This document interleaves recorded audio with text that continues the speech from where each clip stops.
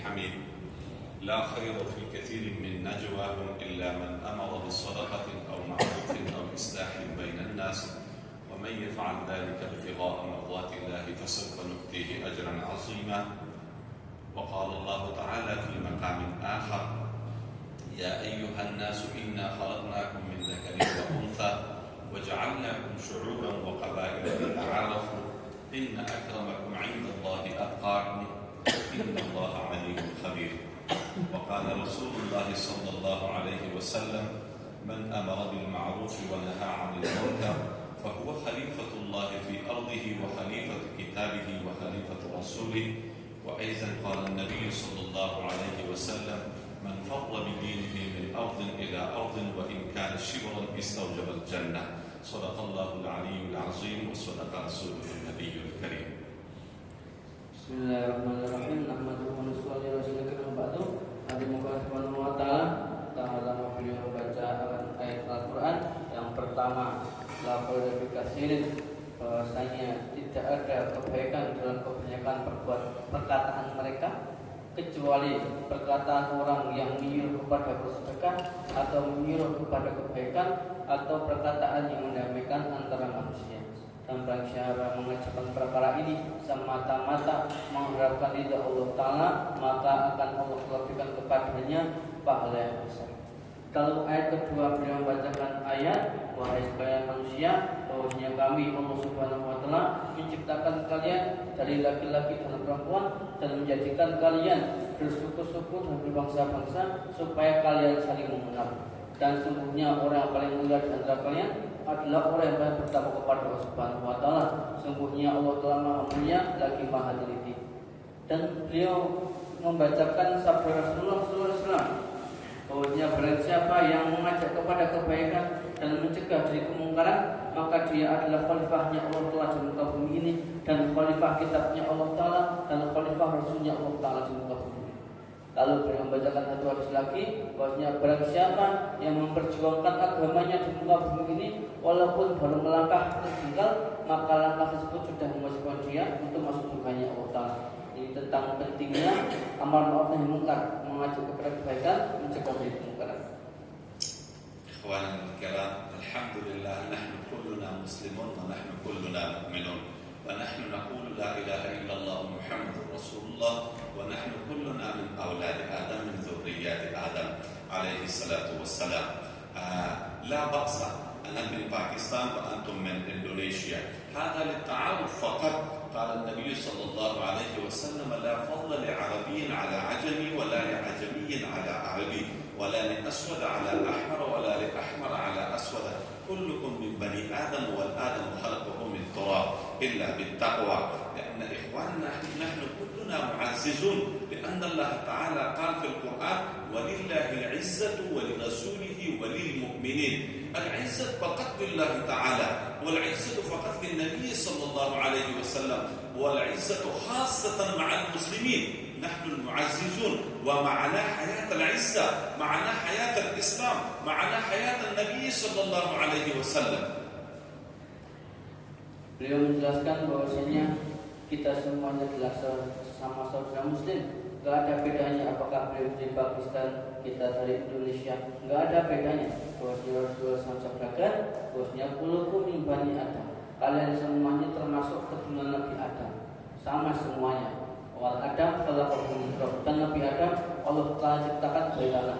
Maknanya apa? Di mata Allah Subhanahu wa Ta'ala semua manusia di muka bumi ini adalah sama, illa bittaqwa. Yang berbeda adalah derajat takwanya saja. Sedangkan yang mengetahui derajat takwa adalah Allah Ta'ala. Kita semua manusia nggak tahu derajat takwa kawan itu seperti apa. Maka di mata kita, di mata seluruh manusia, semua umat Islam ini sama saja, sama-sama saudara, se-Islam, seiman. Maka kita berkumpul di sini untuk bertemu silaturahmi para sesama Muslim. إخواننا الكرام، جماعتنا من باكستان لا للتبليغ إلى إندونيسيا. إندونيسيا الحمد لله بلاد المسلمين، فقط لصلة الرحم. كيف يأتي حياة النبي صلى الله عليه وسلم في حياتنا؟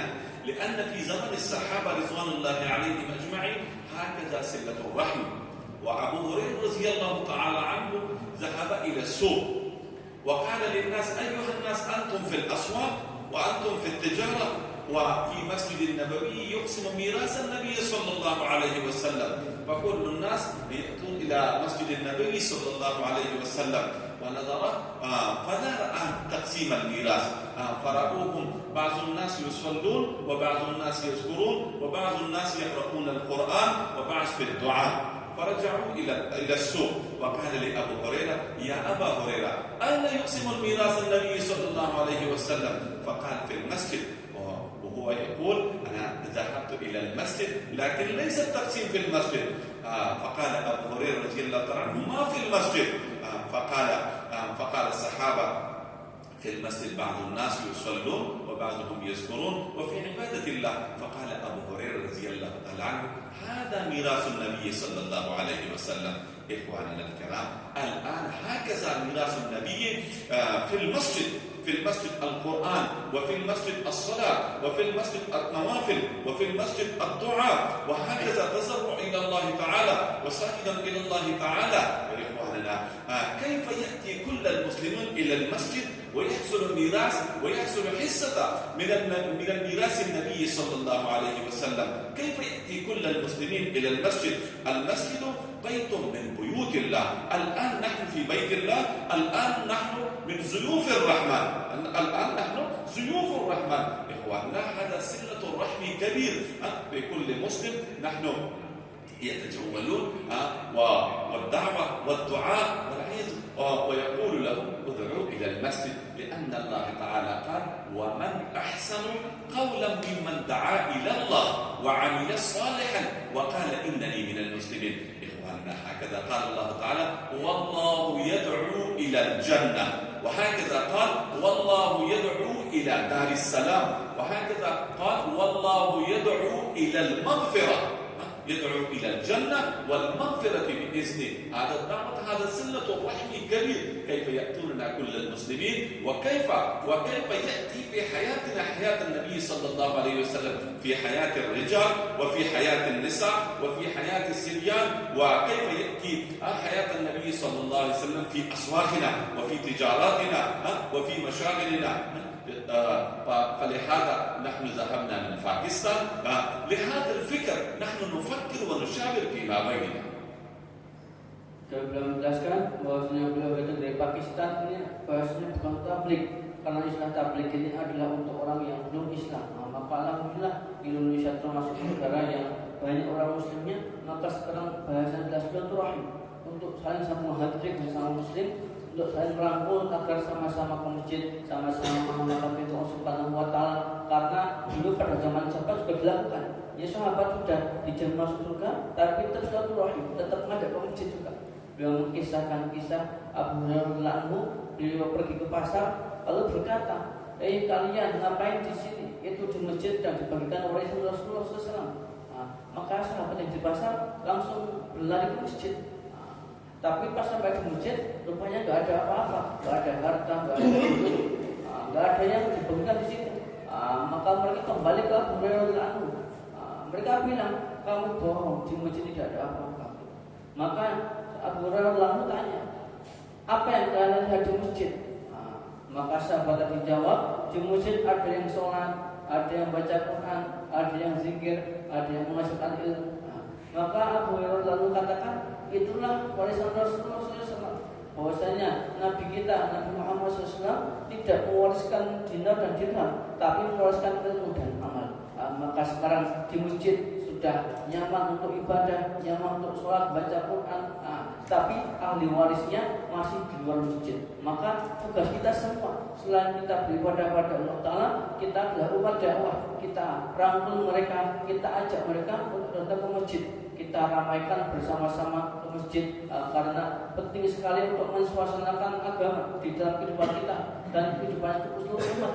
Bahwasanya kita berpikir risau bagaimana agar kehidupan Rasulullah wujud dalam diri kita, dalam keluarga kita, dalam anak-anak kita. Bagaimana ketika kita bekerja di pasar, di sawah, di kantor, ada kehidupan Rasulullah di situ. Kita amalkan, ada adab sunnah. Bahkan masuk kamar mandi yang nampaknya kotor, ada amal sunnah juga. Ketika kita mengamalkan sunnah Rasulullah, maka disitulah kejayaan kita. وهكذا يا إخواني الكرام دخول الجنة للنساء سهل. وإذا رجعوا إلى بيوتكم فبشروهن لأن النبي صلى الله عليه وسلم قال: أيما امرأة إذا صلت خمسها وصامت شهرها وخافت ربها وأطاعت زوجها وحسنت فرجها قيل لها يوم القيامة ادخل الجنة من أي أبوابها الثمانية شئت. فهكذا الجنة للنساء للمستورة سهل الحمد لله. فبشروه. Mudah-mudahan menerangkan bahwasanya bahwa kalian kalau pas pulang ke rumah sampaikan kepada yang perempuan di rumah, sampaikan kepada istrinya, kepada anak perempuannya bahwasanya surga ini telah dimudahkan untuk mereka. Mungkin kita yang laki-laki tuntutan berjamaah ke masjid atau mungkin nanti seandainya ada situasi untuk berjihad, maka banyak jalan laki-laki untuk ke surga. Tapi perempuan kadang nampak agak sedikit. Maka beliau sampaikan itu hadis bahwasanya perempuan ini mudah masuk surga. Bahwasanya beliau sampaikan perempuan mana saja yang dia taat pada Allah Subhanahu wa taala, dia mengerjakan sholat lima waktunya, mengerjakan puasa di bulan Ramadannya, kemudian dia taat pada suaminya dan dia menutup auratnya, maka pada hari kiamat nanti akan dikabarkan kepadanya, masuklah pintu surga dari mana saja yang kau mau. Maka ini kita sampaikan kepada mereka supaya mereka semangat dalam amal agama. إخواننا الكرام هكذا لنا محبة مع الله ومع الرسول صلى الله عليه وسلم. لكن قال الله سبحانه وتعالى: قل إن كنتم تحبون الله فاتبعوني يحببكم الله. محبة مع النبي صلى الله عليه وسلم محبة مع سنة رسول الله صلى الله عليه وسلم، لأن النبي صلى الله عليه وسلم قال: من أحيا سنتي فقد أحبني ومن أحبني كان معي في الجنة. نحن إن شاء الله تعالى في كل الحياة سنة النبي صلى الله عليه وسلم. وإخواننا هكذا الجهد للدين وصلة الرحم والجولة وأحوال المسلمين كيف حالك كيف حالكم كيف والمشاور فيما بينكم والمشورة فيما بيننا، هذا من سنة النبي صلى الله عليه وسلم. وهكذا في آخر الخطبة خطبة حجة الوداع قال النبي صلى الله عليه وسلم: ألا هل بلغت؟ فقال الصحابة إجماعا، فقال الصحابة جميع الصحابة قال النبي صلى الله عليه وسلم: هل بلغت؟ فقال الصحابة: بلغت وأديت ونصحت. فقال النبي صلى الله عليه وسلم: فليبلغ منكم الشاهد الغائب. ودعا للصحابة: نضر الله امرأ سمع مقالتي فوعاها فأداها كما سمعها. فأن الصحابة رسول الله صلى الله عليه وسلم هم يفهمون كلام النبي صلى الله عليه وسلم ويفهمون كلام العربي. فمن هذا الوقت الصحابة في هذا الجهد من السعودية إلى إندونيسيا، ومن السعودية إلى باكستان، ومن السعودية إلى بلاد العرب وإلى بلاد العرب أجم، وإلى المشرق وإلى المغرب. ذهبوا بغير الطيارات وبغير السيارات، ذهبوا بالأقدام. فمن جهد الصحابة وببركة جهد الصحابة الحمد لله الآن باكستان بلاد المسلمين وإندونيسيا بلاد المسلمين. هذا جهد الصحابة. الآن لا يأتي في هذا الأمة نبي، لأن النبي صلى الله عليه وسلم قال: أنا خاتم النبيين لا نبي بعدي. فبصدقة ختم نبوة هذا الجهد لنا الجهد لتعليم هذا الجهد. إن شاء الله تعالى أنتم كلكم نية والإرادة والعزائم ل3 أيام ول40 يوم ول4 أشهر. إن شاء الله تعالى نية إرادة والدعاء إلى الله تعالى. Dan belum menerangkan bahwanya kita sering menyatakan cinta kepada Allah Taala, cinta kepada Rasulullah SAW. Maka beliau menyatakan ayat: Qul in kuntum tuhibbunallaha fattabi'uni yuhibbukumullah wa yaghfir lakum dzunubakum. Katakanlah wahai Muhammad, jika kalian, kita umatnya, jika kita menyatakan cinta kepada Allah Taala, maka ikutilah Nabi Muhammad SAW. Maka saya Allah Taala akan mencintai kalian dan mengampuni dosa kalian. Bagaimana dengan mengikuti cara mengikuti Nabi Muhammad SAW? Maka beliau menyampaikan satu hadis, bahwasanya man ahya sunnati faqad ahabbani wa man ahabbani kana ma'i fil jannah. Artinya barang siapa yang menghidupkan sunnahku, sunnah Rasulullah SAW, maka dia adalah cinta kepadaku. Dan barang siapa yang cinta kepadaku, maka dia akan bersama di surga nanti. Maknanya apa? Kita membuktikan cinta kepada Rasulullah adalah dengan mengamalkan sunnah-sunnah beliau. Kita hidupkan sunnah-sunnah beliau dalam hidup kita, dalam keluarga kita, dalam anak istri kita, dalam tangga-tangga kita, di masjid kita. Bagaimana di masjid, alhamdulillah sudah hidup amalan berjamaah, maka kita hidupkan juga amalan yang lain, yaitu amalan taklim, amalan musyawarah, amalan fikir risau, bagaimana agar yang ke masjid semakin hari semakin bertambah. Kita pikirkan bersama-sama di masjid, bahwasanya ini adalah tugas kita semua, bukan hanya tugas para ulama saja. Bahwasanya tugas ajak mengajak ini Allah Ta'ala amankan pada seluruh umat Rasulullah SAW. Maka beliau menyampaikan ketika haji wada, haji terakhir pertama dan terakhir Rasulullah SAW, beliau bertanya pada para sahabatnya, hal beliau apakah saya telah menyampaikan dari Allah Ta'ala pada kalian? Nabi Islam minta persaksian dari para sahabatnya. Maka sahabat jawab, qad balagta wa adaita wa nasahta. Bahwasanya sahabat menyatakan, engkau telah menyampaikan nasihat pada umat, engkau telah menyampaikan amanah dari Allah Ta'ala. Maknanya apa? Para sahabat telah bersaksi bahwa Rasulullah SAW telah berjuang di dunia ini untuk umat ini. Maka Rasulullah sabdakan, falyaballigh minkum syahid al-ghaib. Maka hendaklah yang hadir menyampaikan kepada yang tidak hadir. Menyampaikan apa? Menyampaikan perkara agama ini, tentang pentingnya agama. Maka pada saat itu para sahabat paham apa yang dikehendaki Rasulullah agar mereka menyebar ke seluruh dunia, menyampaikan tentang pentingnya iman, pentingnya amal agama.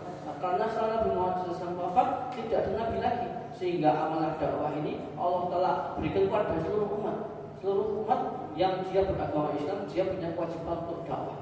Maka atas risau inilah para sahabat mereka menyebar ke seluruh dunia. Pada zaman dahulu belum ada pesawat, belum ada kapal pelni, belum ada mobil, bis, kereta api. Maka mereka jalan kaki dari Mekah, dari Madinah, mereka menyebar ke seluruh negara. Tujuannya sama semua, untuk menyampaikan pentingnya agama. Maka alhamdulillah atas perjuangan para sahabat yang menyebar ke seluruh dunia, sekarang boleh menyampaikan di Pakistan, termasuk negeri yang banyak muslimnya juga, dari Indonesia juga termasuk banyak muslimnya juga. Ini adalah atas perjuangan para sahabat. Maka sekarang dengan kita semua, bagaimana kita risau, sudah banyak orang Islam, tapi berapa persen yang datang ke masjid, berapa persen yang mentaati perintah Allah Ta'ala, maka itulah risau kita bersama. Maka untuk risau inilah jemaah Pakistan datang ke Indonesia ini untuk belajar menghidupkan risau ini, berbagi risau, berbagi fikir bagaimana agar seluruh umat ini taat pada Allah Subhanahu wa Ta'ala. Maka bahasanya dengan gerakan jamaah seperti ini belajar untuk etika di masjid dengan memperbaiki amal di masjid sehingga amal akan bertambah, dan juga belajar dakwah, belajar silaturahim pada sama muslim di sekitar masjid untuk saling mengajak ke masjid, saling mewujudkan suasana suatu jamaah menghidupkan amal masjid. Maka insya Allah kalian yang punya niat kita belajar amal seperti ini untuk amal semua umat, bukan golongan tertentu. Ini adalah amal kita bersama. كلكم مستعدون إن شاء الله. بارك الله. وإخواننا جماعتنا مسرور الحمد لله من جاكرتا إيربورت إلى هناك استقبال كثير، محبة كثير وإكرام كثير الحمد لله. والجماعة كل جماعة يدعو لكم بارك الله في حياتكم وبارك الله في بلادكم وبارك الله في رزقكم وبارك الله في بيوتكم. Beliau menjelaskan alhamdulillah selama bergerak di Indonesia, beliau sangat senang sekali. Banyak yang menyambut, orangnya ramah-ramah, baik dari ulamanya atau orang umumnya, anak mudanya, semuanya senang dengan jamaah ini. Beliau sangat senang orang Indonesia ramah-ramah. Beliau gerak selama 4 bulan.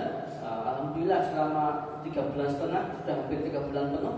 Alhamdulillah banyak yang senang kita silaturahim, banyak yang terima. Alhamdulillah beliau senang. Maka beliau mendoakan semoga hidup kita diberkahi, rezeki kita diberkahi, umur kita diberkahi, anak kita diberkahi semuanya.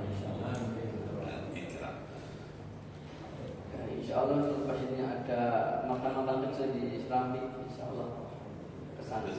الله. سبحان الله وبحمده سبحانك اللهم وبحمدك أشهد أن لا إله إلا أنت أستغفرك وأتوب إليك. والسلام عليكم ورحمة الله تعالى وبركاته.